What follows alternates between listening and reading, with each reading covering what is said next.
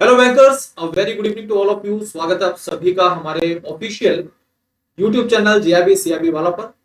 रात के 8 बज चुके हैं और मैं भास्कर मिश्रा आपके लिए सीआईबी एग्जाम से संबंधित पेपर 3 सीआईबी एबीएफएम का एक बहुत ही खास सेशन लेकर हाजिर हूँ। जैसे कि आप सभी साथी ये सीआईबी एग्जाम जो है वो 30 ऑफ नवंबर से शुरू हो रहे हैं और इस बात को ध्यान में रखते हुए हमारी पूरी टीम अपने लिए आपके लिए अपने अपने पेपर से संबंधित सेशंस ला रही है।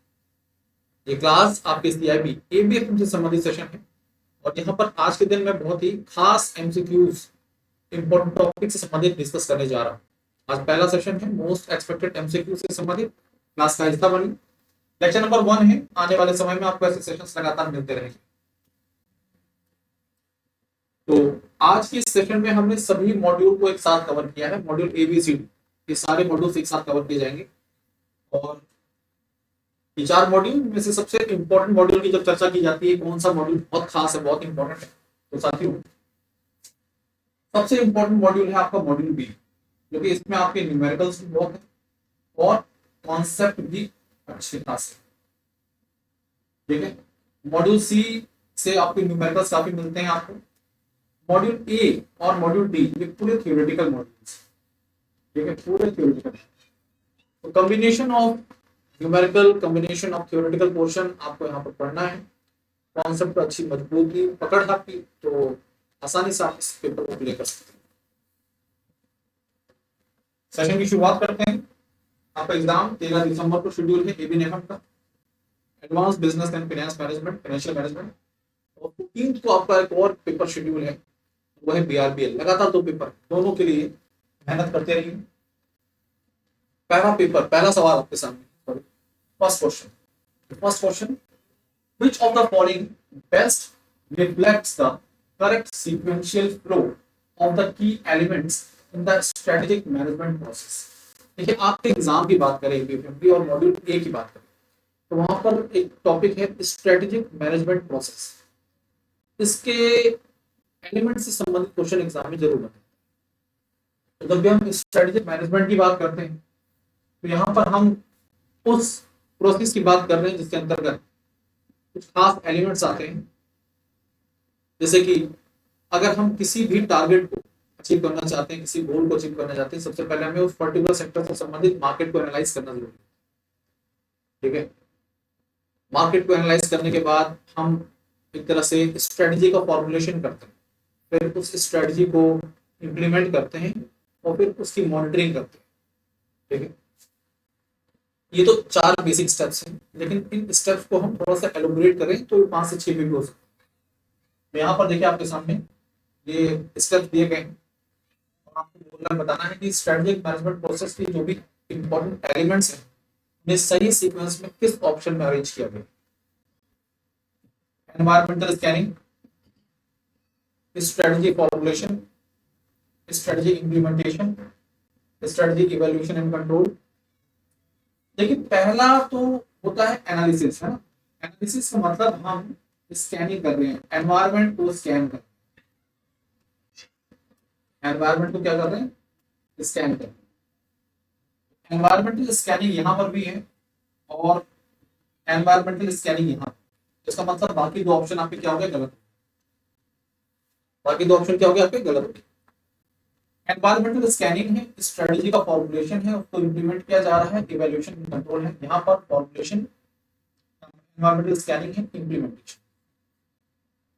देखिए, ये यहाँ पर गलती, पहले आप स्ट्रेटजी को फॉर्मुलेट करेंगे फिर इंप्लीमेंट करेंगे। Scanning, formulation, implementation, evaluation, control, second option की इंपॉर्टेंट। स्ट्रेटेजिक मैनेजमेंट प्रोसेस की जब बात करते हैं तो ये इंपॉर्टेंट टॉपिक है, एग्जाम में यहाँ से क्वेश्चन करते हैं। हम किसी भी, कोई भी ऑर्गेनाइजेशन, कोई भी बिजनेस, उसका अपना गोल डिटरमाइन कर लिया कि भाई हमें ये गोल अचीव करना है, उसके लिए सबसे पहले क्या आप एनवायरनमेंट को स्कैन करेंगे। एनवायरनमेंट को स्कैन करने के बाद, एनालिसिस करने के बाद फिर आप स्ट्रेटजी को तैयार करते हैं, उस स्ट्रेटजी को इंप्लीमेंट करेंगे, फिर आप उसको मॉनिटर करेंगे, इवैल्यूएशन उसका करेंगे, कंट्रोल प्रोसेस चलेगा। ठीक है, ये तो पहला सवाल। दूसरा क्वेश्चन भी स्ट्रेटेजिक मैनेजमेंट से ही संबंधित रखा गया है।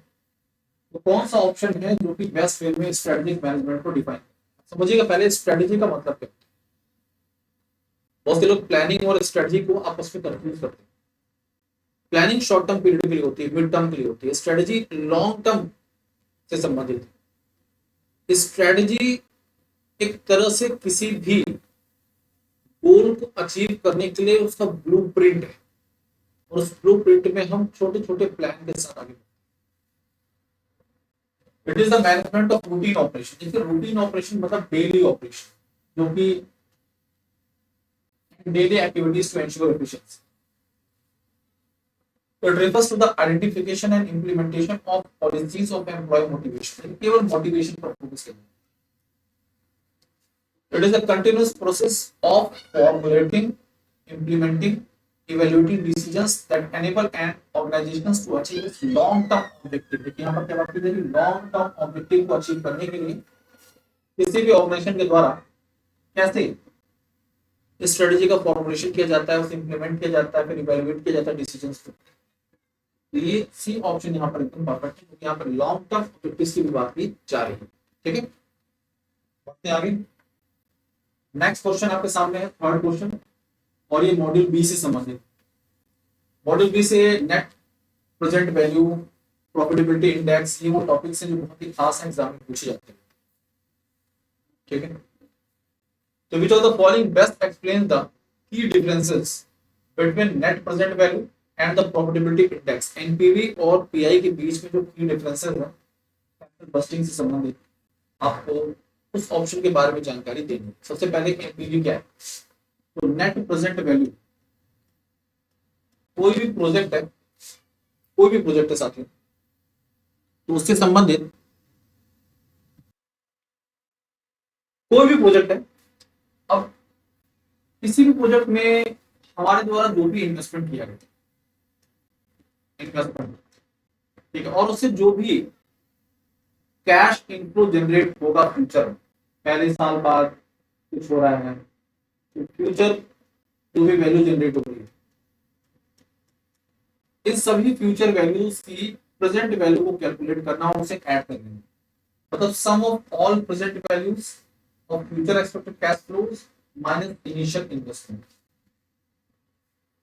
तो नेट प्रेजेंट वैल्यू आपको अगर sum of all present values of future cash flow दिया गया हो, इनिशियल इन्वेस्टमेंट दी गई हो, तो आप इन दोनों को माइनस करके एनपीवी पता करें।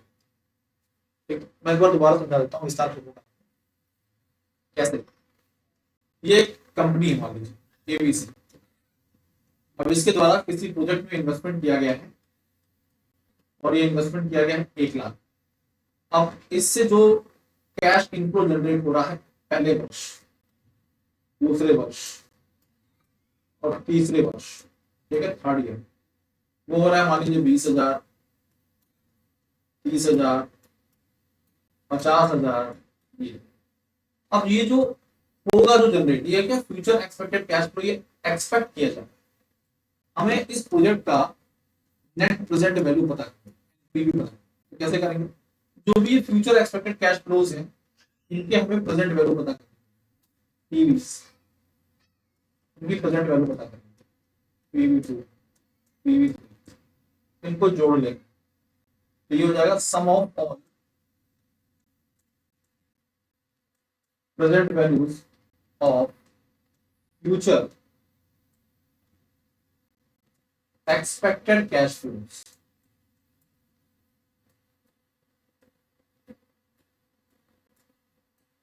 ठीक है, अब ये जो भी sum of all present values आई हैं, इसमें से हम इनिशियल इन्वेस्टमेंट जो था हमारा 1,00,000 को माइनस करेंगे, इनिशियल इन्वेस्टमेंट, तो इसको क्या बोलते हैं, इसको नेट प्रेजेंट वैल्यू बोलते हैं, NPV.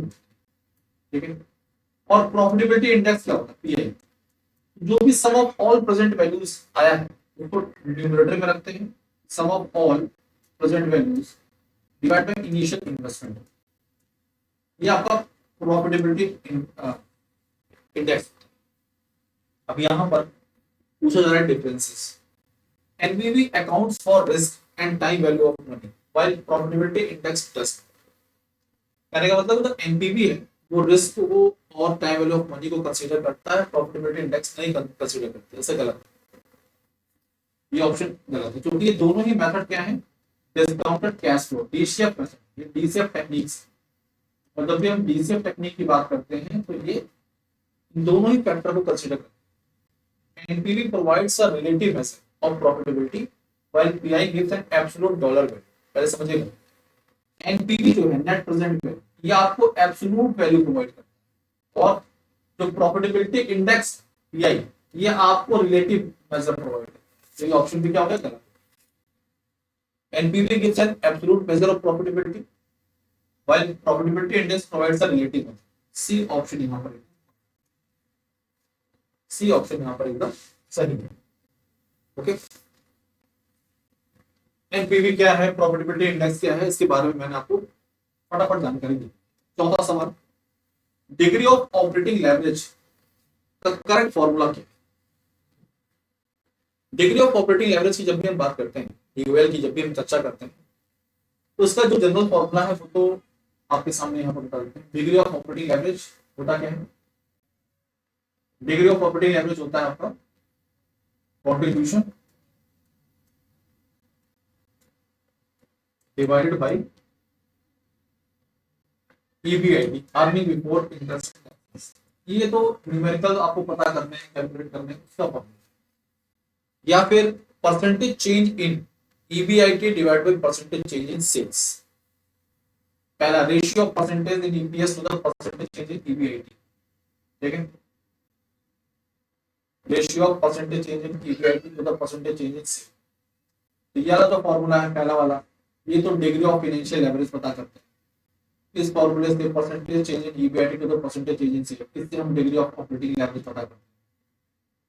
Ratio of percentage in EBIT, percentage change in EBIT to the percentage change in sales, ये जो है ये बताता है आपको डिग्री ऑफ कंबाइंड एवरेज या फिर डिग्री ऑफ टोटल एवरेज। ठीक है, हमने से क्या पूछा था, आपसे पूछा था डिग्री ऑफ ऑपरेटिंग एवरेज, और आंसर क्या होगा, बी ऑप्शन। इसको दूसरे तरीके से रिप्रेजेंट कर सकते हैं हम कैसे, percentage change in EBIT divided by percentage change in cell.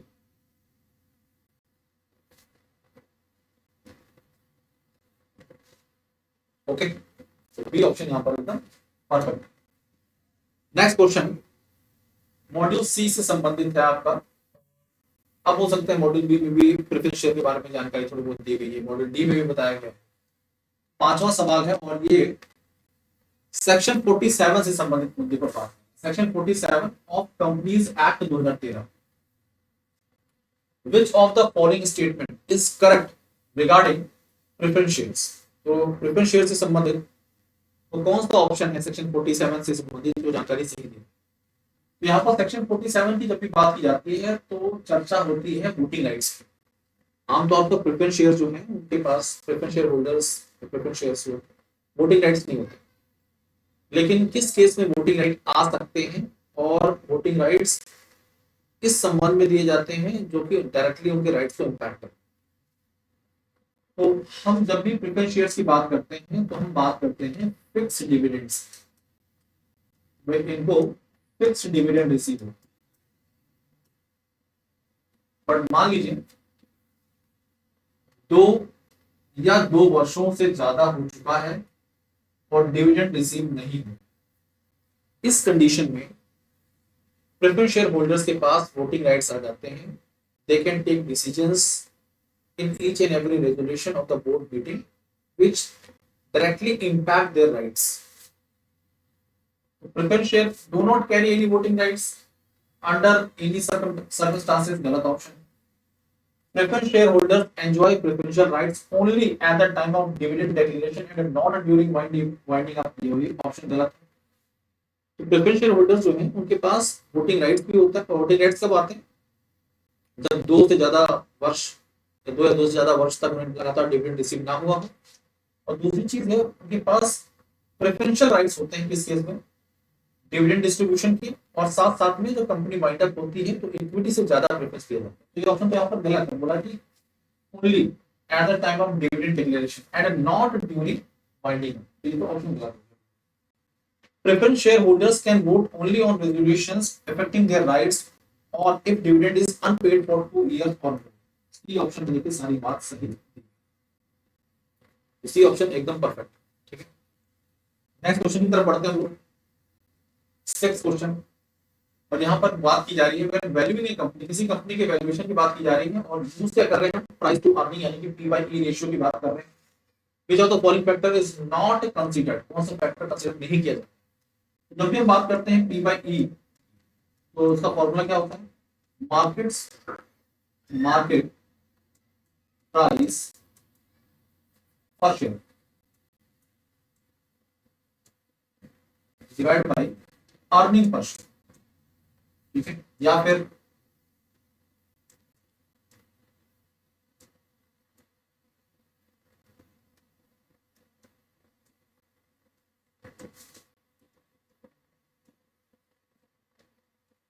ये फॉर्मूला याद रहना चाहिए।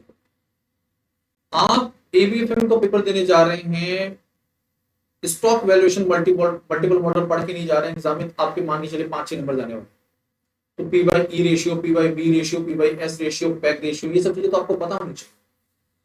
तो पी बाई ई रेशियो क्या होता है, 1 minus B dividend pay out ratio, are जो भी cost of equity, return on equity, और पी है आपका फ्लोबैक रेशियो या रिटेंशन रेशियो। ये सारी वैल्यूज गिवन होगी, आप पी बाई ई कैलकुलेट कर सकते हैं। कहीं आपको दिख रहा है यहाँ पर जी लिखा हुआ ग्रोथ, अर्निंग पर शेयर, तो भाई बिल्कुल ईपीएस ये फैक्टर इंपैक्ट करेगा। देखिए ईपीएस लिखा हुआ, ये तो सही है। मार्केट कैपिटलाइजेशन, मार्केट प्राइस पर शेयर, आउटस्टैंडिंग शेयर, प्राइस पर शेयर दिया गया है। ग्रोथ रेट ऑफ अर्निंग, कहीं आपको जी दिख रहा है, ग्रोथ रेट ऑफ अर्निंग नहीं दिख रही आपको, इसके बारे में कोई इंफॉर्मेशन नहीं, तो डी ऑप्शन यहां पर करें, ठीक है।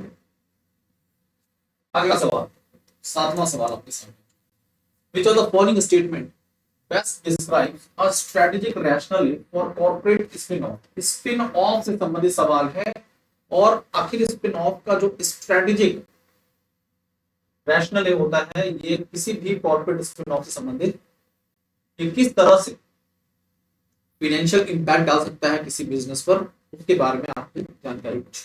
इसका मतलब क्या सरल भाषा में स्पिन ऑफ का आपसे पूछेंगे। जब भी हम आप स्पिन ऑफ की बात करेंगे, ये एक प्रकार के डाइवर्सिटी के अंतर्गत, इसके अंतर्गत आता है डाइवर्सिटी, कॉर्पोरेट रीस्ट्रक्चरिंग का ही पार्ट है। स्पिन ऑफ का मतलब है कि एक कंपनी अपनी किसी डिवीजन, किसी यूनिट, किसी बिजनेस को अपनी पेरेंट ऑपरेशन से अलग कर रही है, एक इंडिपेंडेंट न्यू फॉर्म में क्रिएट कर रही है। और उस जो इंडिपेंडेंट न्यू कंपनी के जो भी शेयर होल्डर्स शेयर्स हैं, वो पहले जो पेरेंट कंपनी है उसके एग्जिस्टिंग शेयर होल्डर्स हैं उनको ऑफर की जाती है। यहाँ पर इस नई एंटिटी को क्रिएट करने में किसी भी प्रकार का कोई फाइनेंशियल गेन नहीं और ना ही ओनरशिप डाइल्यूट। इसका मेन ऑब्जेक्टिव होता है कि दोनों पेरेंट कंपनी अपने कोर फंक्शन पर फोकस कर सके और जो ये डिवीजन है जिसे अलग किया गया है, ये अपने कोर फंक्शन पर फोकस कर सके और अपनी वैल्यू को अनलॉक करे मार्केट। ये स्पिन ऑफ, मैंने सारी बातें बता दी। अब आपको स्पिन ऑफ से संबंधित जो स्ट्रेटेजिक रैशनले हैं, किसी बिजनेस पर क्या इंपैक्ट होगा इमीडिएटली, उसके बारे में जानकारी दें। पहला ऑप्शन देखिए क्या लिखा हुआ है, पहला ऑप्शन लिखा हुआ है spin off is used to sell a subsidiary. तो पहली बात तो हम सब्सिडरी को सेल नहीं कर रहे, बस एक नई एंटिटी के तौर पर उसको एस्टैब्लिश कर। ऑप्शन ए गलत हो गया। A spin-off is used to separate a high growth business। देखिए एक एंटिटी को हम सेपरेट कर रहे हैं, उसकी वैल्यू को अनलॉक करने के लिए, इसका मतलब उसमें हाई ग्रोथ दिख रही है।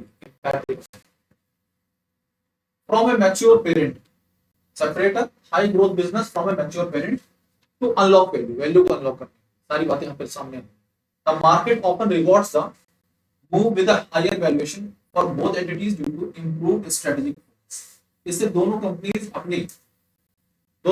जो है, पेरेंट कंपनी और ये डिवीजन, दोनों ही अपने कोर फंक्शन पर फोकस कर पाएगा, जो कि दोनों ही ऑर्गेनाइजेशन की प्रॉफिटेबिलिटी के लिए एफिशिएंट, उसको एफिशिएंट बनाने के लिए बहुत ही कारगर होगा। तो बी ऑप्शन में सारी बातें सही है। A spin off occurs when a firm merges। Merger के बारे में बता दिया गया। A spin off involves the liquidation of a loss making। Liquidation, जब लिक्विडेट किया जाएगा तो ऑब्वियसली बात है बेचा जा रहा है, तो उसकी बात ही नहीं चल रही, लॉस मेकिंग डिवीजन, ठीक है। ये ऑप्शन भी गलत है, बी ऑप्शन यहाँ पर एकदम परफेक्ट है। ले चलते हैं आपको 8वें सवाल की तरफ। 8वां प्रश्न आपके सामने है, 8 क्वेश्चन आपके सामने है। Framework for sustainable finance is discussed in which international organisation for standard. कौन सा आईएसओ है जिसमें सस्टेनेबल फाइनेंस के फ्रेमवर्क के बारे में जानकारी दी गई? तो ये तो याद करने वाली, याद हो गया तो बड़ी अच्छी बात है, नहीं याद हुआ तो आपके हाथ से आसान सा एक क्वेश्चन चला जाए। याद रखिए, जब भी हम सस्टेनेबल फाइनेंस के फ्रेमवर्क की बात करते हैं उसके बारे में जानकारी आईएसओ 322-10 में दी, ये 2210, ठीक है। तो सिंपल सा क्वेश्चन था, अब इसके बारे में जान ISO 322-10 framework for sustainable finance principles and guidance is the first standard by ISO TC technical committee 322 के द्वारा स्टैंडर्ड को दिया गया था, design to provide both the foundation and overarching structure in the field of sustainable finance. तो इसके अंतर्गत, इस स्टैंडर्ड के अंतर्गत सस्टेनेबल फाइनेंस के स्ट्रक्चर और फ्रेमवर्क के बारे में सारी बातें डिफाइन की। 14008 क्या है? इस पर्टिकुलर आईएसओ के अंतर्गत किसी भी नई कंपनी, कोई भी कंपनी है, उसके जो भी एक्टिविटीज है, जो भी ऑपरेशन के कारण उसका एनवायरमेंटल इंपैक्ट क्या है और उसकी मॉनेटरी वैल्यूएशन। तो जो मॉनेटरी वैल्यूएशन होगी एनवायरमेंटल इंपैक्ट्स की एंड रिलेटेड एनवायरमेंटल एस्पेक्ट की, उसके बारे में जानकारी आईएसओ 14008 में मिलती है, ठीक है, 14008 में मिलती है। ओके, 9th क्वेश्चन आपके सामने है और ये मॉड्यूल डी से संबंधित है। वेंचर कैपिटल और प्राइवेट इक्विटी के बीच में डिफरेंशिएट कौन सा ऑप्शन कर रहा है? तो आमतौर पर वेंचर कैपिटल जो है ये स्टार्टअप को फाइनेंस करते हैं, स्टार्टअप को सपोर्ट करते हैं, जो अर्ली स्टेजेस में कंपनियां चल रही हैं और जिनमें हाई ग्रोथ पोटेंशियल दिख रहा है। जबकि प्राइवेट इक्विटी फर्म्स क्या करती है, वो मैच्योर कंपनीज को सपोर्ट करती हैं एक्विजिशन, मर्जर्स, रीस्ट्रक्चरिंग। अब ये जो की डिफरेंसेस हैं, इन्हीं पर आधारित बातों को देखते हैं हम कौन सा ऑप्शन सही जानकारी दे रहा है। Venture capital typically invest in mature companies, गलत option. Venture capital mature company में इन्वेस्टमेंट करती है, गलत। Venture capitalists usually take controlling ownership in companies while private equity investors prefer minority stake. Venture capital invest in early stages, high growth potential startups, VC. जबकि private equity invest in established companies. C option यहाँ पर exact information provide कर रहा है और C option यहाँ पर एकदम परफेक्ट आंसर। 10वां सवाल, और ये सवाल जो है ये स्टार्टअप डेफिनेशन पर बेस्ड है। Which of the following entities does not qualify as a startup under the latest DPIIT definition of a startup in India? तो DPIIT डिपार्टमेंट है और इसके द्वारा स्टार्टअप डेफिनेशन जो अपडेटेड प्रोवाइड की गई थी, उसके हिसाब से वो कौन सा ऑप्शन है जो कि स्टार्टअप के तौर पर रिकॉग्नाइज नहीं हो सकता है, वो पूछ रहा है। और private limited company incorporated 7 year, एक प्राइवेट लिमिटेड कंपनी है, 7 साल पहले इनकॉर्पोरेट हुई है और उसका टर्नओवर 95 करोड़ है फिनेंशियल 23-24 में। Working in the field of AI based supply chain innovation, innovation के क्षेत्र में काम। ये तो सही जवाब, ये तो सही जवाब है, क्वालिफाई करती है स्टार्टअप। क्यों? 10 साल से पुरानी कंपनी नहीं है, टर्नओवर इसका कम है 100 करोड़ से। दूसरी बात, तीसरी बात ये आपकी, ये इनोवेशन के क्षेत्र में। अब पार्टनरशिप फॉर्म रजिस्टर्ड 9 ईयर्स, 9 साल पहले रजिस्टर्ड हुई है, क्वालिफाई कर रही है। टर्नओवर जो है इसका 95 करोड़ है, ये बात भी सही है। ई कॉमर्स के क्षेत्र में काम कर रही है। ऑफ कॉन्ग्लोमरेट, आप समझिएगा, यहाँ तक की बातें सही थी, लेकिन यहाँ पर बोला जा रहा है कि ये कॉन्ग्लोमरेट एक एग्जिस्टिंग, पहले से existing company, experience company, well establish company का एक डिवीजन, और इस तरह से ये ऑप्शन गलत है। अब private limited company incorporated 8 years ago, सही बात है। टर्नओवर 98 करोड़, सही बात है। Innovating in agritech funded by SIDBI, सही option. LLP limited liability partnership incorporated 5 year ago, positive 90 crore turnover, सही है। और वर्किंग ऑन ब्लॉकचेन, ब्लॉकचेन पे काम कर रही है, ये भी सही है। बी ऑप्शन यहाँ पर करें, ठीक है। तो इस तरह से आपकी इंपॉर्टेंट एमसीक्यू सभी मॉड्यूल से संबंधित डिस्कस करने का यहाँ बात कर रहे हैं। सीआईबी एग्जाम, जितने भी हमारे कैंडिडेट्स, हमारे बैंकर्स जिन्होंने जीआईबी एग्जाम क्लियर कर ली है, हम टारगेट सीआईबी एग्जाम, और सीआईबी एग्जाम एक बार में क्लियर करना चाहते हैं तो उसका वन स्टॉप सॉल्यूशन है सीआईबी महापैक, जो कि आपके लिए उपलब्ध है 3 वैलिडिटीज में 6 मंथ का सब्सक्रिप्शन आपके लिए यहाँ पर 2999 का है, 12 मंथ का सब्सक्रिप्शन 4599 का है, 24 मंथ का सब्सक्रिप्शन 6599 का। ये ऑफर बहुत अच्छा चल रहा है आपके लिए इस समय, और इस ऑफर के साथ आप अपने आप को एनरोल कर सकते हैं। अब फीचर क्या है, देखिए आपको 4 main paper plus elective papers, ये सारे के सारे का एक्सेस मिल जाता है आपके लिए। यहाँ पर 15 प्लस बैचेस का एक्सेस मिल जाएगा, मॉड्यूल वाइज बीपीस मिल जाएंगे, क्लास नोट्स मिल जाएंगे, क्विजेस मिल जाएंगे, मॉक टेस्ट मिलते हैं, 24/7 डाउट सपोर्ट मिलता है। ये सारे फीचर्स आपको यहाँ पर, ठीक है। अगली बात, जैब एंड कैब महाप। अब वो नए बैंकर्स जो दोनों, जैसे वो नए नए अभी बैंक्स जुड़े चाहते हैं जैब एग्जाम क्लियर करें और फिर उसके बाद सीआईबी एग्जाम क्लियर करें, आप एक साल आप इन दोनों पेपर को क्लियर कर सकते हैं। लेकिन कैसे? इसके लिए जरूरत है आपको कॉम्बो पैक। तो आप दोनों ही कॉम्बो पैक परचेज कर सकते हैं, 1 साल का सब्सक्रिप्शन और 2 साल का सब्सक्रिप्शन। 4999 में 12 मंथ है, 24 मंथ में 6799 का सब्सक्रिप्शन होगा। अब आपके लिए हम बात कर रहे हैं आरबीआई ग्रेड बी। बहुत सारे बैंकर्स आरबीआई ग्रेड बी को भी टारगेट करते हैं, तो उनके लिए हमारा बैच है Samarth RBI grade B foundation batch 2026 phase 1 phase 2 दोनों कवर किया जा रहा है। नॉर्मल बैच 1899 मात्र, और प्रो बैच 3399, इसमें बहुत सारे फीचर्स मिलते हैं, आपको बुक्स अवेल कराई जाती हैं, इसके अलावा आपको बैंक पास मिलता है, इंटरव्यू पास मिलता है, ये सारी बेनिफिट्स आपको प्रो में मिल जाते हैं, ठीक है। हम बात कर रहे हैं यहाँ पर अपने इलेक्टिव पेपर्स। तो इलेक्टिव पेपर्स बहुत ही इफेक्टिव कॉस्ट में उपलब्ध है आपके लिए। जो है आपके लिए उपलब्ध है 499 में, रिस्क मैनेजमेंट 499 में उपलब्ध है आपके लिए, आपके लिए सीआईबी सेंट्रल बैंकिंग 499 में उपलब्ध है, और रूरल बैंकिंग भी आपके लिए 499 की कॉस्ट में उपलब्ध है। इलेक्टिव पेपर्स उपलब्ध है। ये बुक्स जो साथी बैंकर्स हमारे नए नए बैच जुड़े हुए हैं, जैब एग्जाम को टारगेट कर रहे हैं, तो JAIIB set of 4 books, JAIIB bankers set of 4 books best book है मार्केट में, और बहुत ही किफायती दाम पर उपलब्ध है 12 से 24 में। अमेज़न, फ्लिपकार्ट, किसी भी प्लेटफॉर्म पे जाकर आप परचेज कर सकते हैं। This is my Telegram channel jab_क्या इसके साथ जुड़ जाइए। कोई भी डाउट, कोई भी क्वेरी बेफिक्र होकर अपने सवालों को पूछ सकते हैं, और आपके लिए हम आपके सीआईबी एग्जाम से संबंधित लगातार सेशंस लाते रहेंगे। आज के लिए अभी इतना ही, धन्यवाद। पढ़ते रहिए, आगे बढ़ते रहिए। Thank you, wish all the best.